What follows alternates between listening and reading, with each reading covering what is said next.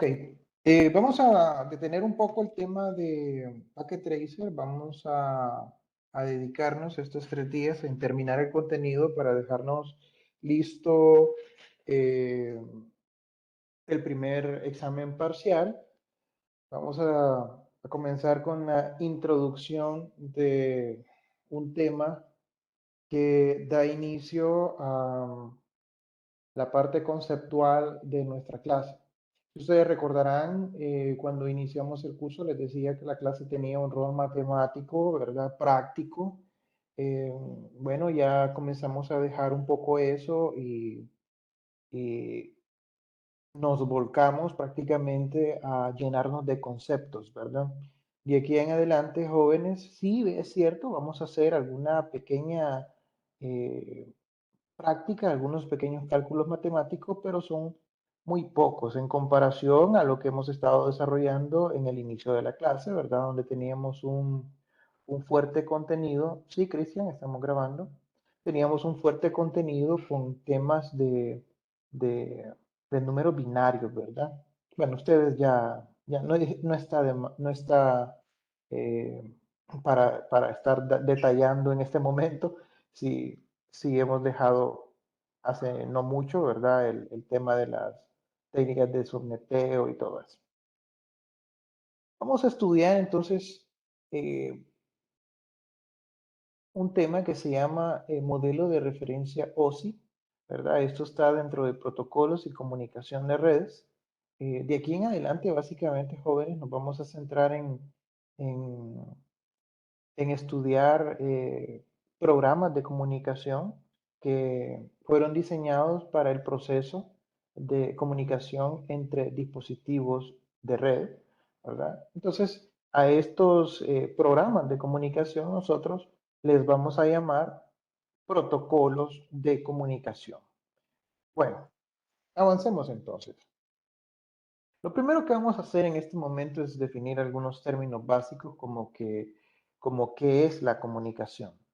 La comunicación es el proceso mediante el cual se transmite cierta cantidad de información entre dos puntos. Hay 4 elementos fundamentales para que se desarrolle el proceso de comunicación. El emisor, el receptor, el canal y el mensaje. ¿Okay? Ahí vemos una eh, representación, ¿verdad? De esos 3 elementos se pueden observar en pantalla, pero bueno, el propósito de todo esto es compartir un mensaje, ¿ok? Compartir información. Entonces, vemos claramente quién es el emisor, quién es el receptor y vemos también que de alguna manera debe existir un canal de comunicaciones entre los dos. Ahora, dependiendo el sentido en el que se mueva la información, estos elementos pueden cambiar, ¿ok? Y como podrán notar, el cambio tiene que ver mucho del punto de referencia. Por ejemplo, si la información se está moviendo desde el lado izquierdo al derecho, observando la pantalla, pues ahí estamos coincidiendo, ¿verdad?, en identificar el dispositivo que está como rol de emisor y el dispositivo que está como rol de receptor. Pero si tiempo atrás la información se mueve de derecha a izquierda, entonces los roles cambian. Mas, sin embargo, los elementos existen, ¿verdad? Persisten. En todo proceso de comunicación vamos a tener entonces estos elementos independientemente el sentido en que se mueva la información. Ahora, cada uno de estos elementos jóvenes conllevan una gran cantidad de dispositivos, ¿verdad? Que hacen posible que hoy en día eh, nosotros podamos, a través de los dispositivos digitales, compartir información desde un punto A un punto B. Vemos el emisor siempre del lado izquierdo. En este caso, pues lo llamamos transmisor, ¿verdad? O origen también le podemos llamar. Y estamos viendo un mensaje que va a ser colocado en el dispositivo transmisor. Ahora, Cuando nosotros vamos a propagar ese mensaje, esa información que deseamos compartir desde un punto A a un punto B, estaremos utilizando el canal de comunicaciones. Ahora, ese canal de comunicaciones, que no es más que el medio de transmisión, en algún momento mencionamos que nosotros vamos a trabajar con tres medios de transmisión, posiblemente. Medios basados en cobre, medios basados en fibra óptica o medios basados en tecnologías inalámbricas. Los mensajes, entonces, que están en los dispositivos informáticos en formato digital, o sea, están constituidos por un string de bits, ceros y unos, deberán someterse a diferentes procesos dentro del dispositivo para poder ser transmitidos utilizando cualquiera de estos tres medios de transmisión, ¿verdad? Ese proceso con el cual estos datos que están en formato digital, ceros y unos, pueden ser transmitidos utilizando medios de cobre, fibra óptica o tecnologías inalámbricas, primero deben pasar por una etapa que se llama codificación. ¿Y qué es la codificación? La codificación es convertir una señal a la misma señal, perdón, no, convertir una señal en otra equivalente. ¿Ok? No, ya me iba a enredar yo con la explicación de lo que es codificación. Es tomar una señal y convertirla a otra señal equivalente, pero obviamente en otro formato. Fíjense bien, para ser un poco más claros. Si yo tengo una señal digital que deseo transportar a través de un medio de cobre, los medios de cobre, nosotros lo que podemos transportar por ahí son señales análogas, ¿verdad? En este caso, pues una señal que puede ser un voltaje o una corriente.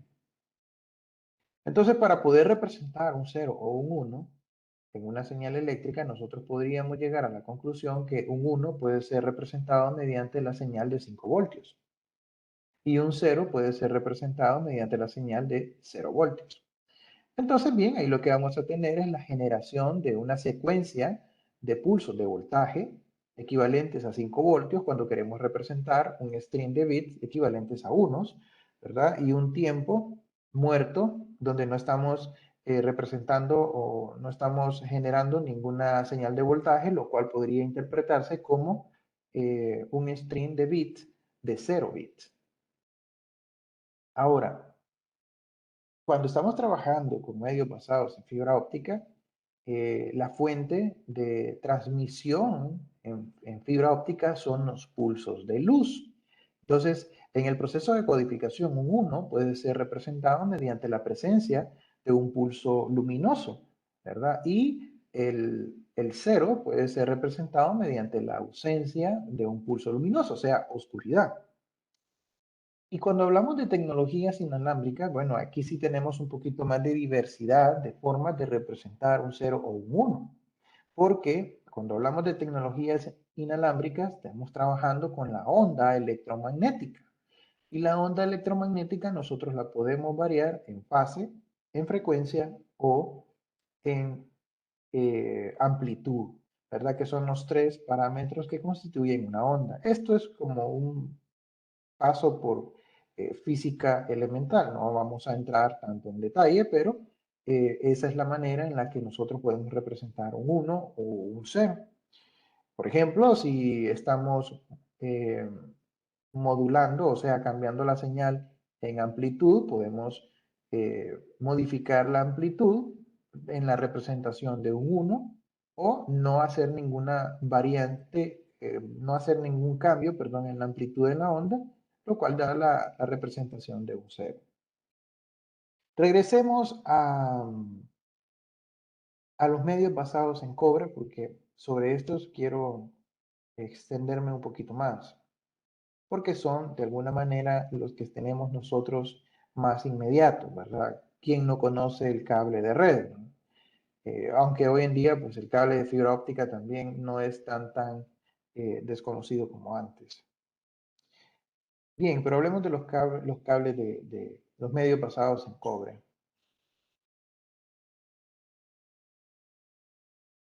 Cuando las señales codificadas son colocados en los medios de transmisión, en el ejemplo de un medio basado en cobre, las señales no viajan de forma libre, sin ningún obstáculo. De hecho, jóvenes, la zona en el proceso de comunicaciones donde existe la mayor vulnerabilidad para que los datos se puedan corromper es en los medios de transmisión. No es en sí en la electrónica del dispositivo emisor y el dispositivo receptor. De hecho, ahí casi no hay problemas. Ahí los problemas son más en función de capacidad de procesamiento de los dispositivos y capacidad de memoria de almacenamiento, ¿verdad? Pero no en sí de los dispositivos electrónicos como tales. Sin embargo, en los medios de transmisión sí tenemos muchos problemas que con el pasar del tiempo eh, los medios han evolucionado, ¿verdad? Se han vuelto más eficientes y eso es lo que ha dado origen, por ejemplo, para el cable de red, estándares o normas que corresponden, por ejemplo, a un cable UTP categoría 3, categoría 4, categoría 5, categoría 5A, 5E, categoría 6, categoría 6A, categoría 7. Pero, ¿cuáles son las diferencias entre estos términos de categoría? Bueno, hablar de medios de cobre es realmente extenderse bastante, ¿verdad? Vamos a tratar de hablar de los aspectos más importantes que tienen que ver con las limitaciones, ¿verdad? De los medios de transmisión de cobre. Piense bien, cuando nosotros transportamos una señal eléctrica a través de un medio conductor, el simple hecho de mover una corriente a través de un conductor genera un fenómeno físico que es un campo eléctrico de forma radial alrededor de toda la trayectoria donde se está moviendo la corriente sobre el conductor. Entonces, ¿qué ocurre cuando los cables vecinos están dentro del perímetro de ese radio? Existe otro fenómeno físico que se llama inducción eléctrica. La inducción eléctrica es que se genera una señal en el otro conductor que no tiene nada que ver en el proceso de comunicaciones, por lo menos en ese momento. Entonces, en un cable UTP nosotros tenemos dos hilos que funcionan como transmisores y dos hilos que trabajan como receptores. Cuando nosotros estamos generando una señal del transmisor al receptor, si el cable fuese sin ningún tratamiento especial, ya vamos a hablar sobre estos tratamientos, estaríamos generando una señal parásita en el cable que está destinado para el receptor, ¿ok? Por el principio de inducción eléctrica. ¿Qué es lo que hizo los desarrolladores para el cableado de red? Lo que hicieron fue buscar la manera de cancelar ese campo eléctrico mediante el trenzado de los hilos. ¿Cuántos hilos tiene un cable UTP? Tiene 8 hilos. Y se manejan en pareja, ¿ok? Entonces lo que tenemos son 4 parejas. Y entre las parejas, los hilos se trenzan. Y entre las 4 trenzas se vuelven a trenzar, ¿ok? Eso ha permitido que ese fenómeno físico se pueda controlar, ¿ok? Se pueda controlar. En algunos casos hasta cancelar. Pero ¿qué ha pasado con el tiempo? Hoy, por ejemplo, tenemos cableado UTP que permite transportar anchos de banda de 1 giga, de 10 gigas. ¿Cuál es el problema cuando uno empieza a manejar grandes anchos de banda a través de los medios basados en cobre? Nosotros lo manejamos como ancho de banda para poderlo comprender, ¿ok? Pero realmente aquí lo que estamos manejando son señales con altas frecuencias. Entre mayor la frecuencia, mayor el ancho de banda. Y entre mayor la frecuencia, más susceptible es a las perturbaciones externas a causa de los propios fenómenos físicos de la corriente. Entonces, lo que se ha hecho es, por ejemplo, ustedes se preguntarán, ¿y cuál es la diferencia entre un cable UTP categoría 5 con un cable UTP categoría 6? Pues la diferencia está, jóvenes, básicamente en la cantidad de trenzas por metro lineal. Si comparamos un cable categoría 5 contra un cable categoría 6, si contamos las trenzas, vamos a encontrar más trenzas en un metro lineal en categoría 6 que en categoría 5. Entonces, claro, al tener más trenzas, nosotros lo que estamos haciendo ahí es trabajando más estos fenómenos eléctricos que se dan al mover una corriente sobre un conductor. Finalmente, jóvenes, existen varios fenómenos que pueden causar que un conductor eléctrico herede, ¿verdad? O se contamine de señales eh, externas. Vaya, por ejemplo, si nosotros tenemos nuestro cable UTP, aun cuando estamos trabajando con el mejor cable y lo tenemos cerca de un cable eléctrico, por eso hay una norma de instalación. El cableado de datos debe llevar una ruta y el cableado eléctrico debe llevar otra ruta, pero a la gente a veces no le presta atención a estas cosas y en un rack de instalación por el mismo lugar por donde va la parte de fuerza, la parte de energía, la parte que energiza los switches, los enrutadores, los servidores, por ahí mismo también está metiendo la parte del cableado estructurado. Y entonces, ¿verdad? Lo que está pasando ahí es que la corriente eléctrica nos va a generar algún tipo de señales parásitas que se van a insertar dentro de los cables de red que están transportando nuestras señales, ¿verdad? Las señales de datos. Y bueno, ahí lo que vamos a tener es un gran problema. Al final, muchachos, todas las señales que pudieran perjudicar las señales que transportamos a través de nuestro canal de comunicaciones, llámese esto, medios basados en cobre, medios basados en fibra óptica o medios basados en tecnologías inalámbricas, los vamos a llamar fuentes de ruido, ¿verdad? Fuentes de ruido. Eh, uno siempre hablando, ¿verdad?, sobre medios basados en cobre, una de los problemas del cobre, de los medios basados en cobre, es que nosotros no podemos cubrir muchas distancias. A diferencia, por ejemplo, de la fibra óptica, que una de las ventajas que ofrece es que podemos manejar más anchos de banda y podemos manejar más distancias, ¿verdad? No sé si alguno de ustedes sabe cuál es la distancia máxima que puede tener el tendido de un cable UTP. Me imagino que sí lo han escuchado, ¿verdad? Vamos a ver, aquí tengo, sí, bueno, ya estaba preocupado yo porque miraba bastante actividad en el WhatsApp, pero no, perdón, en el chat, pero 100 no, metros. 100 metros, exactamente. Ingeniero puede hacer unas veredas, un puntero,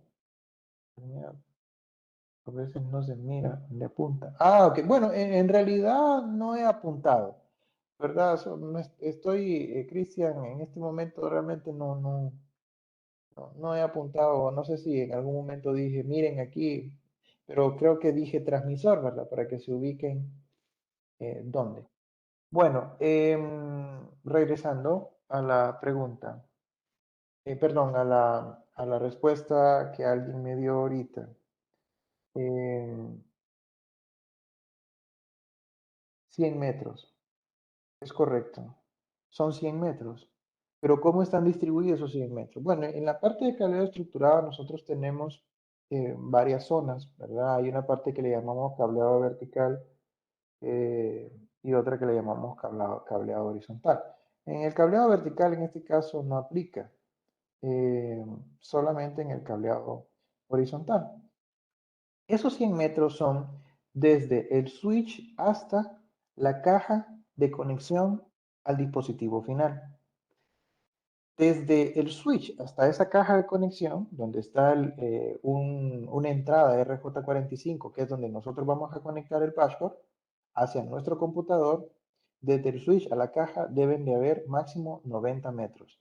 Ese es más o menos la distancia. Eso es, bueno, eso es lo que dice el estándar, ¿verdad? ¿Por qué? Porque eso nos da a nosotros la posibilidad de poder utilizar un patchcore de 10 metros para colocar nuestro dispositivo final. Aunque 10 metros es mucho, pero bueno, más o menos es la holgura que se le da, ¿verdad? Entonces, claro, los 90 más los 10, ahí tenemos los 100. ¿Qué pasa si nosotros utilizamos un cableado estructurado horizontal que va más allá de esas distancias recomendadas, que obedecen a estándares de instalación, ¿verdad? Lo que va a pasar, jóvenes, es que el cobre, perdón, el cobre no, los materiales conductores, llámese cobre, ¿verdad? Porque cuando hablamos cables de red, pues lo ideal es utilizar cables 100% cobre, pero hoy en día, muchachos, hay cables de bajo costo que son aleaciones. Em,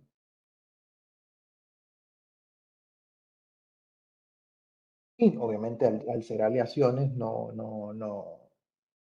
tenemos un problema ahí, ¿verdad? Pero bien, ¿a qué voy? Voy a lo siguiente. Hay un parámetro inherente de los elementos conductores que se llama resistividad. La resistividad o resistencia de un material conductor está dado por una formulita muy básica.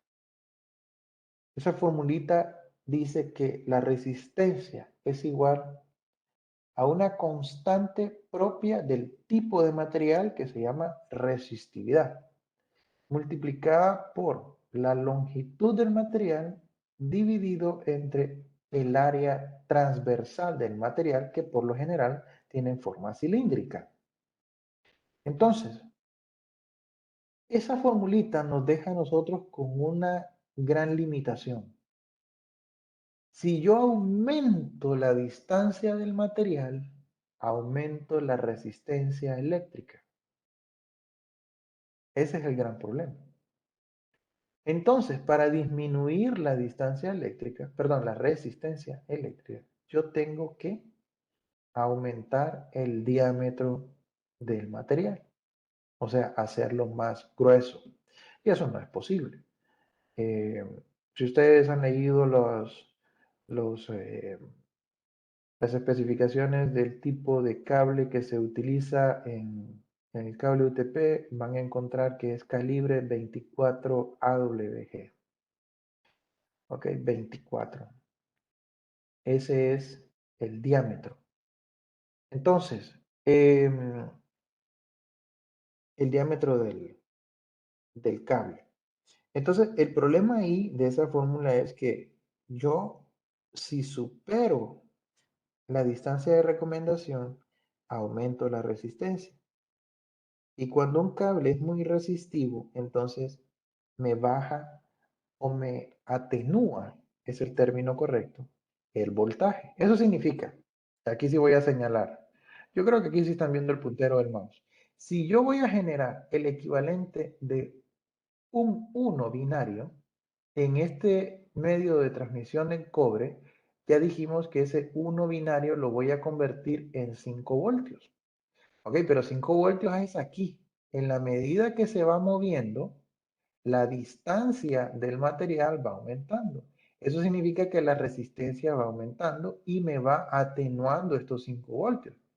Eso significa que aquí van a llegar, por ejemplo, 3.5 voltios después de 90 metros. Pero el receptor, ¿verdad? El receptor tiene un umbral. Y en el umbral dice que cualquier señal que esté entre 3.5 y 5 voltios va a convertirse en un 1 binario. Pero ¿qué pasa si esto ya no son 90 metros, sino que son 120 metros? Por dar un ejemplo. Lo que va a ocurrir es que esa señal de 5 voltios va a llegar entonces a 3 acá. Entonces el receptor va a ver, ok, pues estoy recibiendo una señal y la estoy leyendo como 3 voltios. Ok, pero si está entre 3.5 y 5 es un 1. O sea que por debajo de eso es un 0. ¿Me entienden? Ya tenemos un problema de codificación por una señal atenuada, por un error de instalación, porque las personas empezaron a utilizar cableados por arriba de la recomendación. ¿Estamos claros? ¿Alguna pregunta?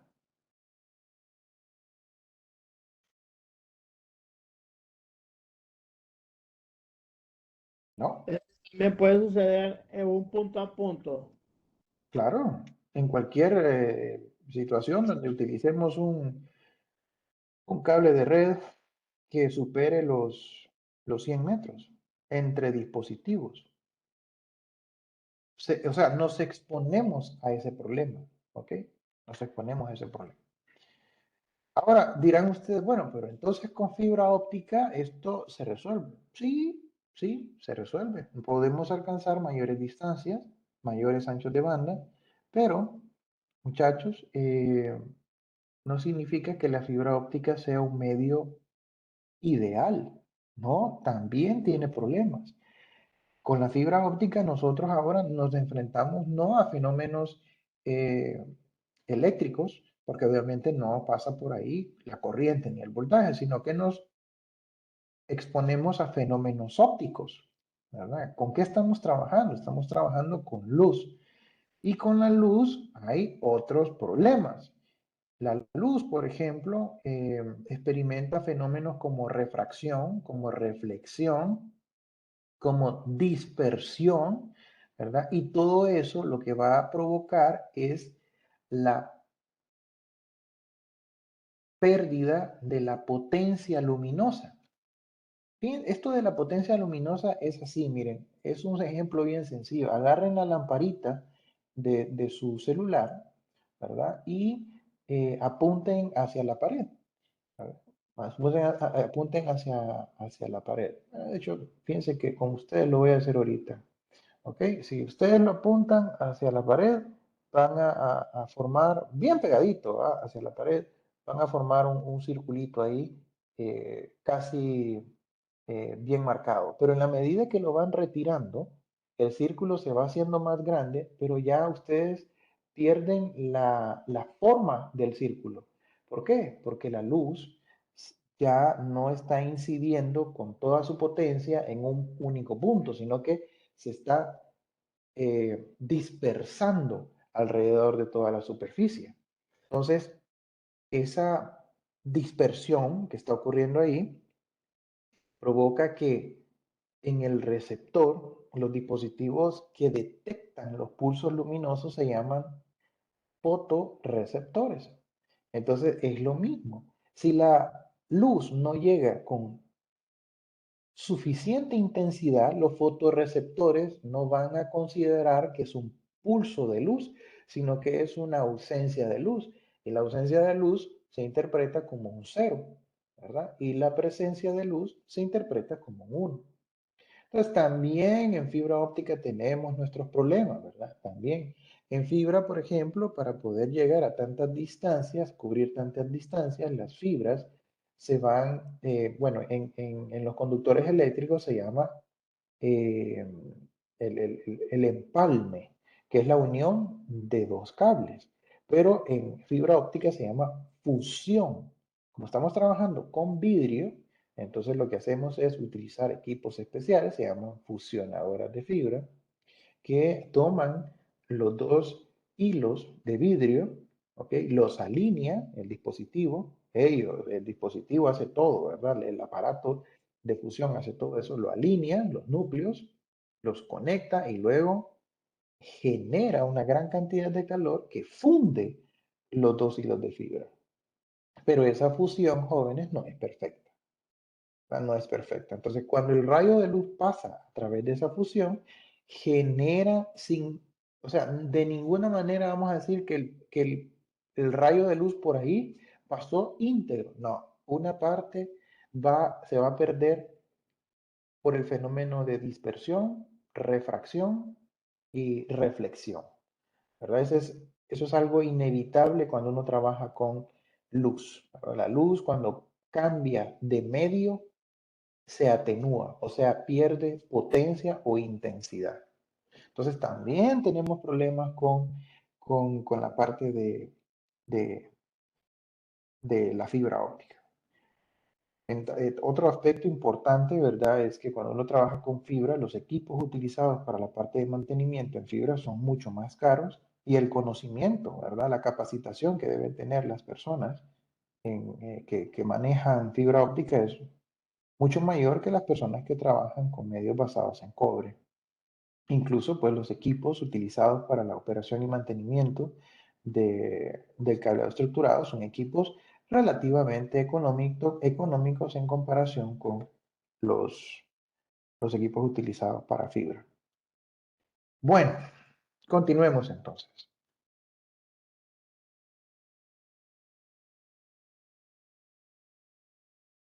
Modelo de referencia OSI. El modelo de referencia OSI es un modelo conceptual de 7 capas. En cada una de ellas se especifican funciones de red particulares que vamos a ir conociendo a lo largo del curso. Como conocimiento general, ¿verdad? El modelo de referencia OSI fue creado en el año de 1984 por la Organización Internacional de Estándares. En la parte baja de la pantalla, ustedes pueden ver la forma del modelo OSI. Pueden observar que son cuadritos que están apilados. Esos cuadritos pueden imaginar que son cajas que están apiladas una sobre otra, que dan forma al modelo.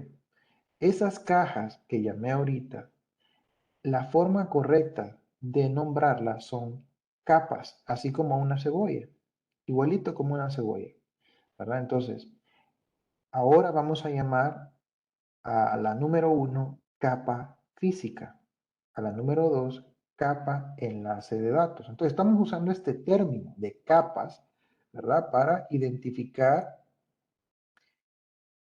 esa cajita estribada, ¿verdad? A la cual queremos hacer referencia. Ahora, en cada una de estas capas se desarrollan, como dice su definición, pequeñas funciones, ¿ok?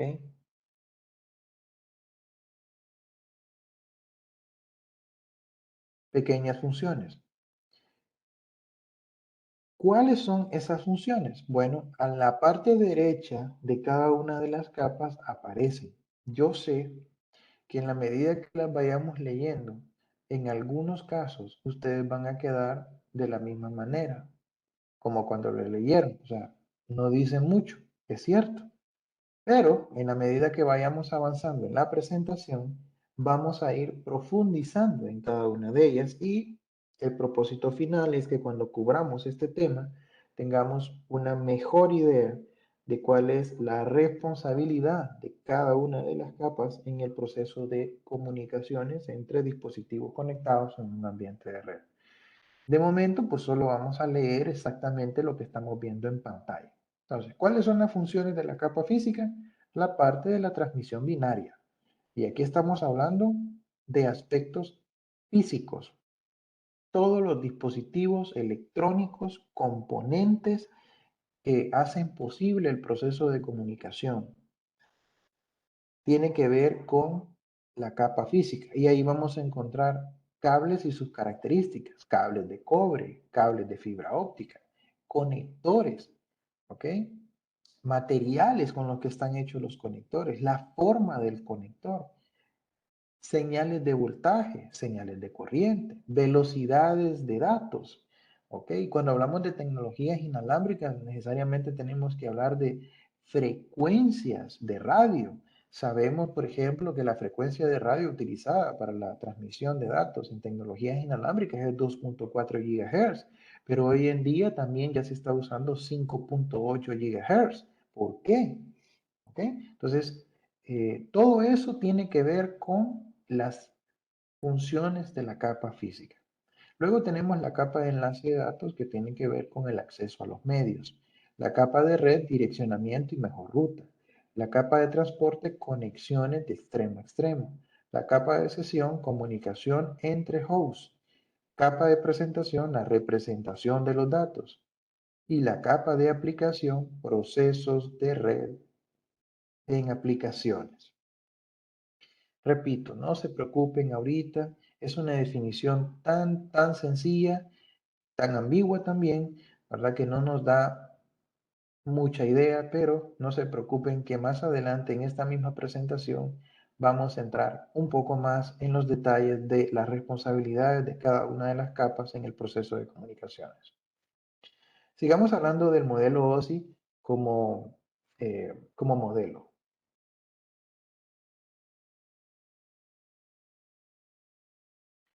En cada capa se realizan tareas más pequeñas y fáciles de manejar sobre la información que se desea transmitir, ¿ok? Fíjense bien, las funciones, las actividades, las tareas que se desarrollan, cada una de ellas, ¿sobre quién cae? Sobre la información que se desea transmitir, ¿ok? Las capas son independientes en la forma en que ejecutan el proceso, que está bajo su responsabilidad sobre la información. O sea, lo que se desarrolle en la capa de transporte es muy de la capa de transporte y no va a incidir sobre las actividades que luego se desarrollen sobre la información, sobre la capa de red o sobre la capa de sesión. Cada una de las actividades que se desarrollen en cada una de estas capas es totalmente independiente de las demás. Esto permite entonces que las funciones puedan ser actualizadas si así se requiere. ¿Ok? O sea que algunas actividades que se desarrollen aquí puede ser que en algún momento se actualicen esas actividades para que el trabajo sea más eficiente. Y eso obviamente, como son independientes, nos va a causar problemas sobre transporte o sobre presentación. Bien, clasificación de las capas que constituyen el modelo de referencia OSI. Estas se dividen en dos grupos, capas superiores y capas inferiores. Las capas superiores comprenden la capa de sesión, presentación y aplicación y están basadas en software únicamente. ¿Ok? En software. Las capas superiores tienen que ver con la aplicación, con el programa, y en general están implementadas en software. Las capas superiores son las más cercanas al usuario final. Todas las aplicaciones utilizadas por el usuario interactúan con un componente de comunicaciones si se requiere enviar información a otro dispositivo en una red. En otras palabras, muchachos, si nosotros vemos el diagrama del modelo OSI, y está, acabamos de leer que la capa más cercana al usuario es la capa de aplicación. De aquí surge un chiste que muy probablemente ustedes conozcan, que hace referencia a la capa número 8. Este chiste más o menos viene así. Imagínense que están ustedes trabajando en el departamento de tecnologías de la información en una empresa, ¿verdad? Y en la mañana viene un, un muchacho que está en una oficina de producción, ¿verdad? Llama a su número y les dice, fíjate que mi computadora no funciona. Necesito que me la vengas a revisar. Entonces, bueno, como parte de los trabajos del Departamento de Tecnologías de la Información es, pues, velar que todos los dispositivos informáticos trabajen correctamente. Entonces viene esta persona, ¿verdad? Y se traslada hacia la oficina donde está esta persona, ¿verdad? Bueno, ya se sienta frente al computador, la revisa y bueno, finalmente le dice al usuario, ya está, ya quedó, ¿verdad? Ah, bien, muchas gracias. Bueno, y entonces ya entra el usuario, ¿verdad? Y se pone a trabajar. Entonces, cuando llegan ustedes a la oficina nuevamente, a su oficina, le pregunta a su colega, oíme, mira, hay que documentar, ¿verdad? En bitácora el trabajo que se le hizo ahí a quien reportó ahorita el problema. Ah, sí, está bien. Entonces abren la bitácora y ponen ahí, se recibió solicitud de apoyo del empleado tal, ¿verdad? Se solventó mediante problema de capa 8. ¿Ustedes qué creen cuando está escribiendo eso? ¿A quién creen que le está echando la culpa? O sea, evidentemente, ¿verdad? Si la estructura de comunicaciones de un computador está diseñada en 7 capas, no, no está reportando que el problema haya sido en alguna de las capas, ¿verdad? Sino que está reportando que está por arriba del modelo OSI. O sea, la capa número 8 es el usuario. O sea, que él se sentó frente al computador y no encontró absolutamente nada como problema. El problema es el usuario, que no tiene conocimiento a veces para usar el equipo informático. Y de eso hay mucho, lamentablemente. Bueno, de ahí sale ese chistecito ahí de la capa 8. Bueno, luego tenemos, ¿verdad? Las capas inferiores. Las capas inferiores tenemos ahí la capa física, la capa de enlace de datos, la capa de red y la capa de transporte. Y aquí pues vemos un pequeño cambio. Tenemos que en las capas inferiores están basadas en software y en hardware. Es normal hablar de hardware, ¿verdad? En las capas inferiores porque esto incluye la capa física. Y en la capa física ya hablamos que tiene que ver con conectores, cables, especificaciones de voltaje, ¿me entienden? Todo lo que tiene que ver con hardware. Bueno, leamos un poquito sobre las capas inferiores. La capa inferior se refieren al transporte de datos y algunas están implementadas en software y hardware. Así como la capa de aplicación es la más cercana al usuario, la capa física es la más cercana al medio de transmisión. Es la responsable de colocar la información en el medio de transmisión. ¿Ok? La capa física. O sea, es normal, ¿verdad? Aquí tenemos la capa de aplicación, arriba tenemos al usuario y por debajo de la capa física tenemos el cableado, ¿ok? El cableado, ya el cable de red, el medio de transmisión. Muy bien. Protocolos. Hemos leído ahorita dos características de las capas superiores y las capas inferiores. Mencionamos que en las capas superiores están basadas en software y las capas inferiores en software y hardware. ¿Pero qué es esto de software? Bueno, en realidad, jóvenes, la comunicación entre dispositivos, los responsables de desarrollar estas pequeñas tareas en cada una de las capas del modelo OSI son programas de comunicación diseñados.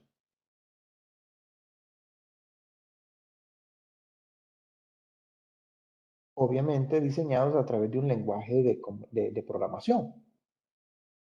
Como son programas para el proceso de comunicaciones, nosotros los llamamos protocolos de comunicación. Entonces, definamos lo que es un protocolo. Un protocolo es un conjunto formal de reglas y convenciones. Esto es la definición de un programa. Luego lo extendemos de la siguiente manera, que gobiernan el modo en que las computadoras intercambian información por un medio de transmisión de red. Entonces, aquí lo que tenemos es la definición de un programa diseñado para un proceso de comunicación. Entonces, regresemos. Acá lo que tenemos son programas diseñados para las funciones de la capa de aplicación. programas diseñados para las funciones de la capa de presentación. Y son varios, ¿ok? No solo es uno, son varios programas. En la capa de sesión, programas diseñados para el proceso que se desarrolla en la capa de sesión y así sucesivamente. Obviamente, ya en la capa física ya no podemos hablar de programas, porque aquí estamos hablando de hardware, ¿ok? Aquí sí, en la capa de enlace de datos podemos hablar de programas y hardware, porque básicamente la capa de enlace de datos es la transición entre el mundo digital con el mundo analógico. Bueno, continuemos. Si los protocolos que acabo de explicar están alojados en las capas del modelo, y las capas están clasificadas en superiores e inferiores, los protocolos de comunicación también están clasificados. Aquí los tenemos. Están clasificados en protocolos LAN, protocolos WAN, protocolos de ruteo y protocolos de red. Protocolos de red de área local, protocolos de redes de área amplia, protocolos de ruteo y protocolos de red. Ahora, ¿dónde están ubicados estos protocolos? Ahí lo vemos en la parte de abajo.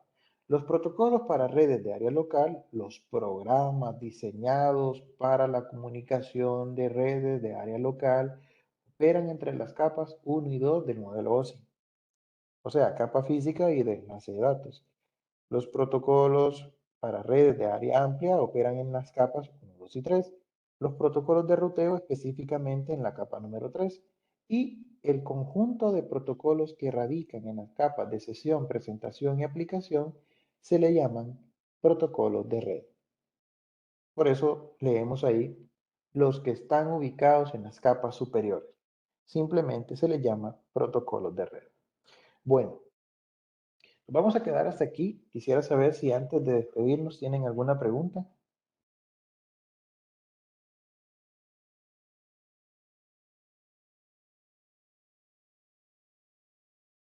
¿No? No, Muy bien, muy bien. Bueno, entonces vamos a dar por terminada la reunión, muchachos, y nos vemos el día de mañana. Este examen está programado para el día lunes entrante, ¿ok? Nosotros terminamos nuestro contenido el miércoles de esta semana, para que se vayan preparando, ¿ok? Inge, Ajá. en el campus sale que es para el 20 de julio, No, el examen este es pasado mañana. El 18. examen, sí, no, el miércoles creo que, vamos a ver, el 13 creo que está programado, o el 14, no lo recuerdo, búsquenlo. El que Es, está programado para el 25 es el examen práctico. para el 25, es que acá me apareció, dice tercera evaluación, está No. Tercera evaluación en segunda unidad. no estamos en la segunda unidad. No, seguimos en la primera unidad. A la madre. No hemos hecho el examen parcial 1. Revisa en el sílabo que lo estás viendo en este momento, examen parcial 1. ¿Qué fecha es? 14, creo. Examen de evaluación uno dice que fue el 14 del 06, el 2 el 28 del 06, el 3 el 20 del 07. Ya dice exámenes parciales, Ajá. examen parcial uno el 12 del 07, el Exactamente, 15 o del sea, 08. mañana. O sea, mañana. ¿Ok? Mañana. Mañana. Mañana. Ok, esto que Este estamos viendo examen, ahorita viene examen. claro, esto que Es- estamos viendo ahorita y lo dejamos, lo cubrimos hasta el miércoles 13, cierra el contenido para el examen del 12 de julio, pero ese examen del 12 lo vamos a hacer el 18. ok, ¿y esta presentación ya la subió o la va a subir? No, Todavía. como la estamos viendo ahorita, no la he subido. La voy a subir cuando ya la terminemos. Ok, bueno, gracias. Bueno, muchachos, entonces terminamos la reunión y nos vemos mañana, ¿ok? Pasen todos muy buenas tardes. Bueno.